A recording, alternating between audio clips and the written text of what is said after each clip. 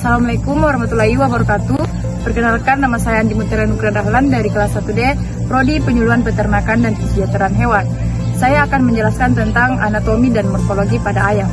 Penjelasan yang pertama tentang sistem respirasi atau pernafasan. Sistem respirasi atau pernafasan adalah suatu proses pertukaran gas O2 dari udara oleh organisme hidup yang digunakan untuk serangkaian metabolisme yang akan menghasilkan CO2 yang harus dikeluarkan karena tidak dibutuhkan oleh tubuh. Organ pernafasan pada ayam mencakup beberapa bagian. Yang pertama, hidung berfungsi menyaring udara dari bakteri atau debu yang akan masuk ke dalam tubuh.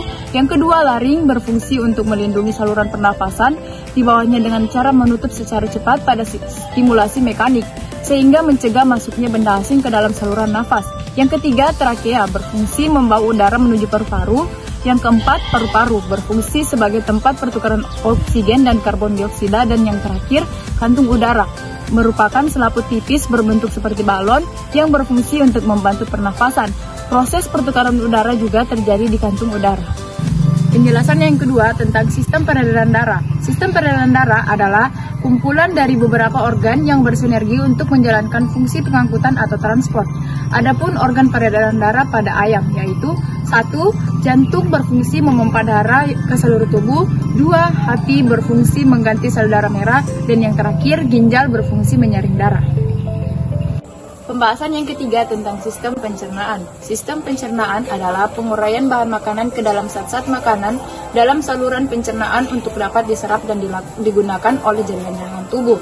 Berdasarkan aktivitas organ pencernaannya, pencernaan dibagi menjadi 3, yaitu pencernaan secara mekanis, secara kimiawi, dan secara biologik. Sistem pencernaan ayam terdiri dari berbagai organ penting, yaitu 1. Mulut berfungsi untuk mengambil makanan, lidah di dalam mulut akan mendorong makanan ke saluran pencernaan selanjutnya.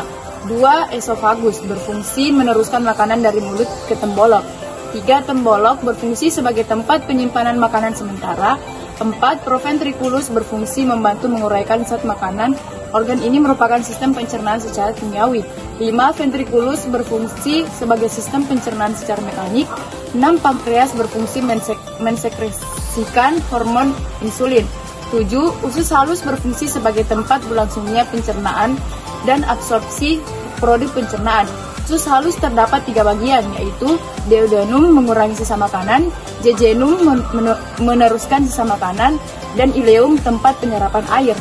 Yang ke-8, usus besar merupakan tempat penyerapan air dengan tujuan meningkatkan kadar air di dalam sel tubuh dan menjaga keseimbangan air pada ayam. Yang ke-9, kloaka berfungsi sebagai tempat pengeluaran urin dan feses. Penjelasan yang terakhir, organ reproduksi. Organ reproduksi pada unggas adalah ovarium dan ovidak untuk unggas betina dan testis untuk unggas jantan. Organ reproduksi pada ayam betina yaitu pertama, ovidak berfungsi menghasilkan sel telur di dalam ayam. Yang kedua, infundibulum berfungsi menampung sel telur yang sudah matang. Yang ketiga, magnum berfungsi membentuk sel telur.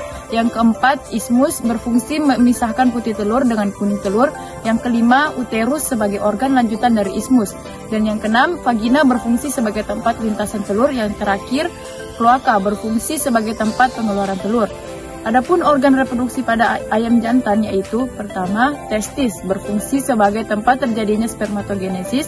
Yang kedua, saluran deferens berfungsi sebagai tempat sperma mengalami pemasakan dan penyimpanan sebelum terjadi ejakulasi. Dan yang ketiga, alat kopulasi berfungsi memproduksi cairan transparan yang bercampur sperma saat terjadi kopulasi. Itulah tadi penjelasan dari saya, kurang dan lebihnya mohon dimaafkan. Wassalamualaikum warahmatullahi wabarakatuh.